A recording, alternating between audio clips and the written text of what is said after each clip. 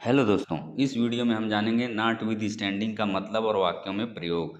Not with standing preposition, conjunction और adverb तीनों ही रूपों में प्रयुक्त होता है। और प्रीपोजिशन के रूप में इसका अर्थ होता है के बावजूद या के होते हुए भी। और इसके साथ ही कंजक्शन के रूप में इसका अर्थ होता है यद्यपि या हालांकि। इसके अलावा एडवर्ब के रूप में नॉट विद स्टैंडिंग का अर्थ होता है फिर भी या इसके बावजूद। अब हम जानेंगे नॉट विद स्टैंडिंग का सेंटेंसेज में प्रयोग। तो first example, notwithstanding the rain we continued our journey, यानी बारिश के बावजूद हमने अपनी यात्रा जारी रखी। तो यहाँ पर not with standing the rain का मतलब है बारिश के बावजूद, और वी कंटिन्यूड आवर जर्नी का मतलब है हमने अपनी यात्रा जारी रखी। तो यहाँ पर नॉट विद स्टैंडिंग का प्रयोग प्रीपोजिशन के रूप में हुआ है।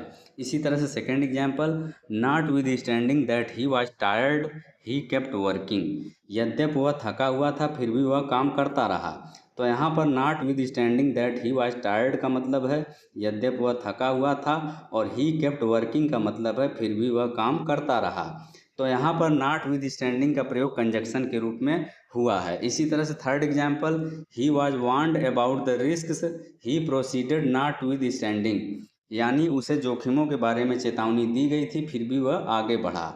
ही was warned about the risk, यानी उसे जोखिमों के बारे में चेतावनी दी गई थी। ही प्रोसीडेड नॉट विद स्टैंडिंग, फिर भी वह आगे बढ़ा। तो फ्रेंड्स, ये था आज का वीडियो। यदि वीडियो आपको अच्छा लगे तो वीडियो को लाइक करें, शेयर करें, और इसी तरह के ढेर सारे इंग्लिश वर्ड्स सीखने के लिए चैनल सब्सक्राइब जरूर करें। Thanks for watching.